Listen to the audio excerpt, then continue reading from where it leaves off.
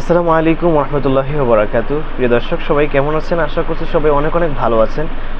আলহামদুলিল্লাহ, আল্লাহর রহমতে আমি অনেক ভালো আছি। দর্শক, আজকে আপনাদের সামনে আমি খুব গুরুত্বপূর্ণ একটা বিষয় নিয়ে আপনাদের সামনে আমি এসেছি। সে বিষয়টা হচ্ছে নামাজের মাকরুসমূহ। কোন কোন কারণে নামাজ মাকরু হয়ে যায়। আসলে নামাজের বিশুদ্ধতা অর্থাৎ নামাজ ত্রুটি মুক্ত করতে চাইলে আমাদের সমস্ত মাকরু কাজ থেকে আমাদের বিরত থাকতে হবে, নচেত আপনার নামাজ অপূর্ণাঙ্গ অসুন্দর থেকে যাবে। আপনার নামাজ অসুন্দর এবং অপূর্ণাঙ্গ এবং অসুন্দর থেকে যাবে। নামাজের মাকরুসমূহ আমরা ধীরে ধীরে এগোচ্ছি। এক নম্বর হচ্ছে দর্শক, সকলের কাছে অনুরোধ জানাচ্ছি, আলোচনা শুরু করার আগেই সকলে বিশেষ অনুরোধ জানাচ্ছি, সকলে ভিডিওটিতে একটা লাইক করে দেবেন। দয়া করে ভিডিওটিতে একটা লাইক করে দেবেন, কমেন্টে আপনার মূল্যবান মতামত জানাবেন। যদি সাবস্ক্রাইব করা না থাকে অবশ্যই সাবস্ক্রাইব করে দেবেন দর্শক, দয়া করে। তো নামাজের মাকরুসমূহ, এক নম্বর, কাপড় নিয়ে বা শরীরের কোনো অঙ্গ নিয়ে খেলা করা। কাপড় নিয়ে কিংবা শরীরের কোনো অঙ্গ নিয়ে যদি খেলা করা হয় তাহলে নামাজ মাকরু হয়ে যাবে। দ্বিতীয় নম্বর, ভদ্র সমাজে যাওয়া যায় না এমন বাজে কাপড়ে নামাজ পড়া এবং প্রাণীর ছবিওয়ালা কাপড়ে নামাজ পড়া। এখন আপনি এমন একটা কাপড় পরেছেন যেই কাপড়টা পরে ভদ্র সমাজে যাওয়া যায় না, চলাফেরা করা যায় না। যেমন ধরেন আপনি চিরা কাপড় পরেছেন কিংবা ময়লা কাপড় পরেছেন, যেই কাপড় পরে আপনি সমাজে হাঁটাচলা করতে পারেন না, সমাজ যেতে পারেন না, সমাজের কোনো মজলিসে আপনি যেতে পারেন না, সবাই যেতে পারে না, এমন কোনো কাপড় পরিধান করে নামাজ নামাজ যদি পড়ে তাহলে মাকরু হবে। এবং ছবিওয়ালা কাপড়, আমরা বিভিন্ন সময় গেঞ্জিতে আমাদের বিভিন্ন ছবি থাকে, বিভিন্ন নায়ক নায়িকার ছবি থাকে, বিভিন্ন খেলোয়াড়ের ছবি থাকে, তো আমরা কি করব, ওই ছবিওয়ালা কাপড়ে আমরা নামাজ পড়বো না, তাহলে নামাজ মাকরু হয়ে যাবে। তৃতীয় নাম্বার দর্শক, আস্তিন গুটিয়ে রাখা এবং নষ্ট হবে বলে কাপড় গুটিয়ে রাখা। এখন আপনি নতুন একটা জামা গায়ে দিয়েছেন, নতুন জামাই করেছেন, এখন আপনি কি করেছেন, আস্তিন মানে আপনি যখন সেজদা দিবেন কিংবা বৈঠকে আর সেজদা দেওয়ার সময় তো আপনার এই করতে হবে, আর তখন আপনি কি করেছেন, আস্তিন গুটিয়ে রেখেছেন যাতে পাঞ্জাবি যাতে ঘুচিয়ে না যায়, কিংবা এই হাতা গুটিয়ে রাখা, হাতা এরকম রাখতে হবে। হাতা যদি আপনি এটা যদি এরকম গুটিয়ে রাখেন তাহলে নামাজ মাকরু হয়ে যাবে।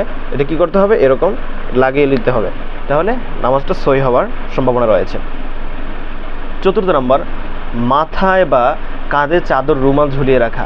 যেমন ধরেন মাথায় যদি চাদর এভাবে ঝুলিয়ে রাখে, কেউ যদি এভাবে সোজা ঝুলিয়ে রাখে তাহলে সেটা মাকরু হবে। কি করতে হবে, আপনার এরকম করে দুই পাশে দুইটা দিয়ে দিতে হবে, ঠিক আছে? চাদর বা যে কোনো কিছু হোক না কেন, সে এই ব্যাপারে আমরা লক্ষ্য রাখবো। এরকম যদি করা হয়, যদি ঝুলিয়ে রাখা হয় তাহলে এটা মাকরু হয়ে যাবে। তুচ্ছ স্থানে, রাস্তায় ও কবরস্থানে নামাজ পড়া। তুচ্ছ স্থানে, নাপাক জায়গা, তুচ্ছ স্থানে কিংবা রাস্তায়, কিংবা আপনি এখন গাড়ি চলাচল করবে, আপনি সেখানে নামাজ পড়তেছেন, তাহলে তাদের তো ব্যাঘাত ঘটে যাবে, সেখানে তো নামাজ পড়া যাবে না। কবরস্থানে সেখানে নামাজ পড়া যাবে না।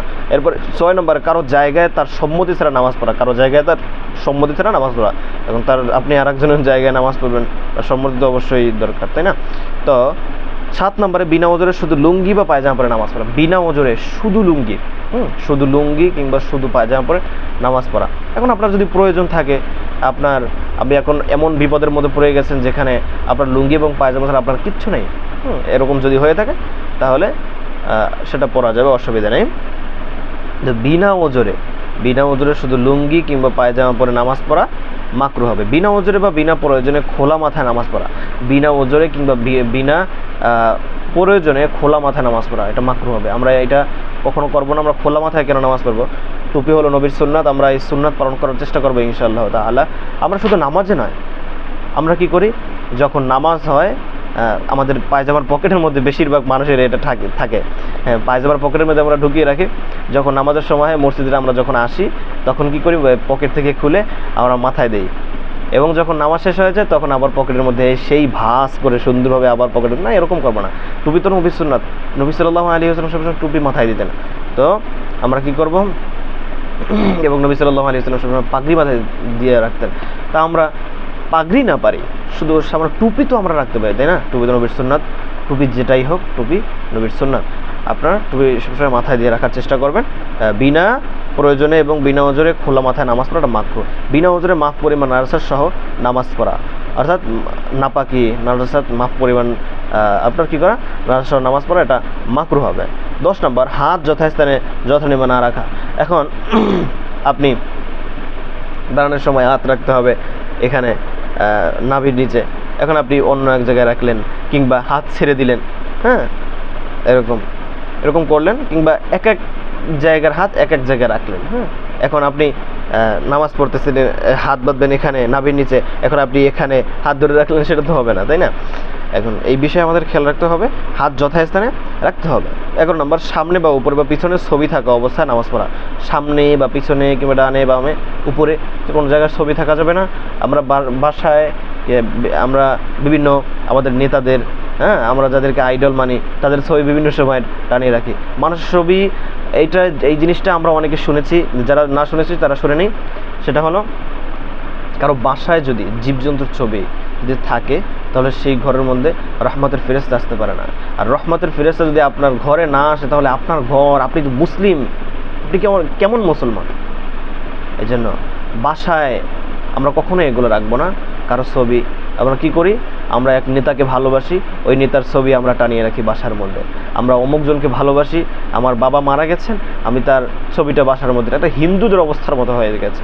আপনি তার ছবিটা কেন বাসায় রাখলেন কেন? হ্যাঁ, এই কাজগুলো আমরা করবো না ইনশাআল্লাহ তাআলা। তা আমরা জানি না, এই সকল কারণে আমরা এগুলো করে থাকি। তো আমরা কি করবো, এই সকল কাজ থেকে ইনশাআল্লাহ বিরত থাকার চেষ্টা করবো ইনশাআল্লাহ তাআলা। এরপরে বিনা প্রয়োজনে ঘাড় ফিরিয়ে ডানে বামে এবং উপরে তাকানো, বিনা প্রয়োজনে। হ্যাঁ, বিনা প্রয়োজনে। এখন আপনি নামাজ পড়তেছেন, আপনার কল্লা মাথা উপরে, আপনার চক্ষু এদিকে ওদিকে বিভিন্ন স্থানে যদি থাকে, বিভিন্ন দিকে যদি থাকে, তাহলে সেটা নামাজ মাকরুহ হয়ে যাবে। বিনা প্রয়োজনে চোখ বন্ধ রাখা। এখন অনেক সুফি রয়েছে, অনেক সুফি আজম রয়েছে। এখন আপনি মনে করতে পারেন যে আমি যদি চক্ষু বন্ধ করে নামাজ পড়ি, তাহলে মনে হয় আমার নামাজটা একটু বেশি কবুল হবে। এগুলো ভুল। আপনি কী করবেন, চোখ খোলা রাখতে হবে, চক্ষু যথাস্থানে রাখতে হবে। গত ভিডিওতে আমি বলেছি, নামাজের মোস্তাহাব সমূহের মধ্যে এটা আমি আলোচনা করেছিলাম। যখন কেউ দাঁড়ানো অবস্থায় থাকবে, তখন তাকানো থাকতে হবে সেজদার স্থানে তাকাতে হবে। যখন রুকু দেবে, তখন দুই পায়ের মাঝখানে তাকাতে হবে। যখন সেজদা দিবে, সেজদার সময় নাকের ডগায় তাকাতে হবে। যখন বসা অবস্থা থাকবে, কোলের স্থানে তাকাতে হবে। যখন সালাম ফিরাবে, তখন কোথায় করতে হবে, কাঁধে আপনার নজর রাখতে হবে। এই সকল বিষয়ে আমরা অবশ্যই খেয়াল রাখবো। আঙ্গুল মটকানো এবং দু হাতের আঙ্গুল ঝরানো, হ্যাঁ এরকম ঝরানো কিংবা আঙ্গুল মটকানো। কেউ যদি আঙ্গুল এরকম করে মটকায়, তাহলে নামাজ মাকরুহ হবে। 15 নম্বর, সেজদায় বৈঠকে হাত পায়ের আঙ্গুল এবং অন্যান্য সময়ের আঙ্গুল কিবলা থেকে ফিরে রাখা। সেজদার সময়, বৈঠকের সময় পায়ের আঙ্গুলগুলো অন্যদিকে, কিবলা ছাড়া অন্যদিকে কী করা অন্যদিকে ফিরে রাখা, তাহলে নামাজ মাকরুহ হবে। 16 নম্বর, হাতের বা মাথার ইশারায় সালামের জবাব দেওয়া। এখন আপনি একজনের সালাম দিয়েছে, এখন আপনি কী করলেন, নামাজের মধ্যে সালামের উত্তর দিয়ে দিলেন, মাথা দিয়ে উত্তর দিলেন, তাহলে সেটা হবে না। এরপরে হাই তোলা, হাই তোলা, তাহলে নামাজ মাকরুহ হবে। 18 নম্বর, সামনে জায়গা থাকা সত্ত্বেও পিছনের কাতারে দাঁড়ানো, এটা আমরা করবো না, নামাজ মাকরুহ হয়ে যাবে। বিনা প্রয়োজনে মেহরামের ভিতরে ইমামের দাঁড়ানো, বিনা প্রয়োজনে মেহরামের ভিতরে, আমরা অনেক ইমাম রয়েছে যারা মেহরামের ভিতরে দাঁড়িয়েছে, না এটা করা যাবে না বীর ভাইরা।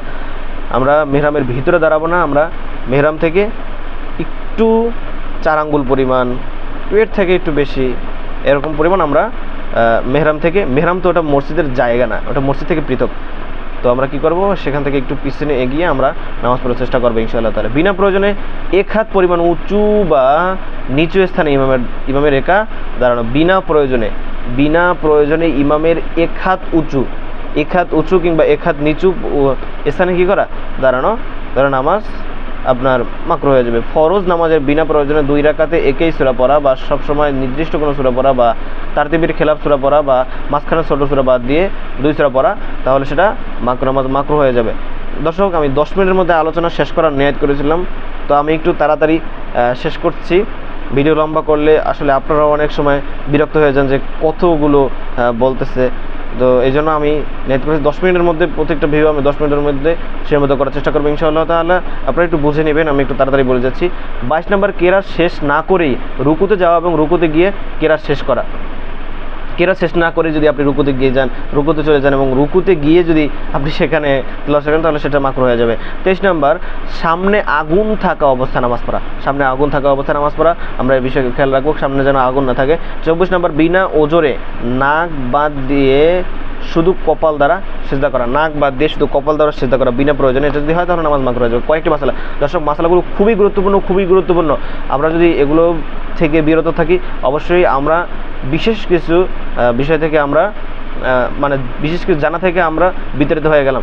এজন্য এই বিষয়গুলো খুব লক্ষ্য করবো আমরা। 1 নম্বর, কষ্টদায়ক কোনো কারণে এবং 2 বার শরীর চুলকানো মাকরুহ নয়, কষ্টদায়ক কোনো কারণে এবং 2 বার শরীর চুলকানো মাকরুহ নয়। 2 নম্বর, সেজদা করা সম্ভব না হলে সেজদার স্থানে থেকে কঙ্কর সরাবে, কিন্তু পূর্ণরূপে সেজদা করার জন্য একবারের বেশি সরাবে না। 3 নম্বর, নামাজে যাওয়ার পথে এবং নামাজের অপেক্ষায় থাকা অবস্থায় আঙ্গুল মটকানো এবং আঙ্গুল জড়ানো মাকরুহ। নামাজে যাওয়ার পথে এবং নামাজের অপেক্ষায় অবস্থায় থাকা অবস্থায় আঙ্গুল মটকানো এবং আঙ্গুল জড়ানো মাকরুহ। 4 নম্বর, মনের স্থিরতা নষ্ট হতে পারে এমন অবস্থায় নামাজ পড়া মাকরুহ, যেমন ইস্তিনজার বেগ থাকা অবস্থায়, ক্ষুধা বা চাহিদার সময়, খাবার উপস্থিত থাকা অবস্থায়।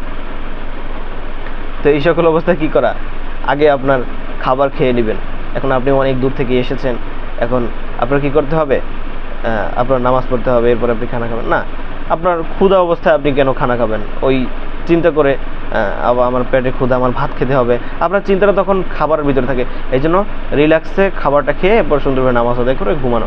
তো এই আমরা এরকম করবো। এটা এশারের নামাজের কথা বলবো, অন্য নামাজের ক্ষেত্রে সেক্ষেত্রে আমরা চেষ্টা মানে চিন্তা করে নেব কখন কার কী সময় হয়।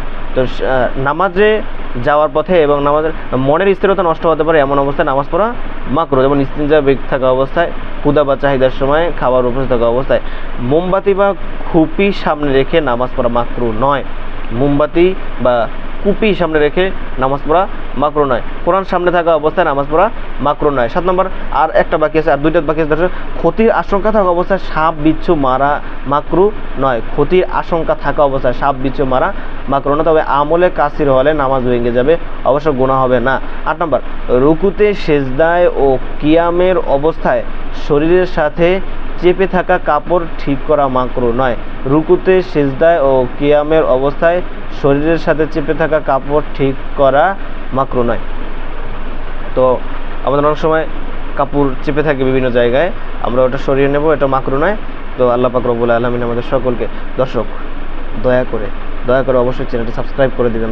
দয়া করে দর্শক অবশ্যই চ্যানেলটি সাবস্ক্রাইব করে দেবেন এবং এরকম নিত্য ভিডিও পেতে প্রতিদিন আপনারা আমার এই চ্যানেলে দর্শক হয়ে যান এবং আমার ভিডিওগুলো দেখেন। অবশ্যই কিছু না কিছু শিখতে পারবেন। যারা এগুলো জানেন তো আমার জন্য খাস করে দোয়া করবেন, আর যারা না জানেন তারা তো কিছু শিখলেন। আর আপনি যদি আরেকজনকে শিখান, এরকম করতে যদি আপনি আরেকজনকে শিখান আমারটা শোনার পরে, তাহলে ওই যে আপনি শিখিয়েছেন, শেখানোর পরে তিনি যে সঠিকভাবে আমল করবে, ওই আমলের একটা সওয়াব আপনার আমল নামায় আসবে। এই জন্য আমরা সকলে নিজের মধ্যে সীমাবদ্ধ রাখবো না, অন্যকে শেখানোর চেষ্টা করব ইনশাআল্লাহ তাআলা। আল্লাহ পাক রব্বুল আলামিন আমাদের সকলকে সহি শুদ্ধভাবে নামাজ আদায় করে, আমরা নামাজকে ত্রুটি মুক্ত করে পূর্ণাঙ্গ রূপে এবং সুন্দর রূপে আমরা তো নামাজ আদায় করতে পারি এবং অন্যকে নামাজের জন্য আদেশ করতে পারি। কিভাবে নামাজ সুন্দর করা যায় সেই ব্যাপারে আমরা চেষ্টা করতে পারি, আমরা ফিকির করতে পারি। আল্লাহ আমাদের সেই তৌফিক দান করুক। আমিন। আসসালামু আলাইকুম ওয়া রাহমাতুল্লাহি ওয়া বারাকাতুহু।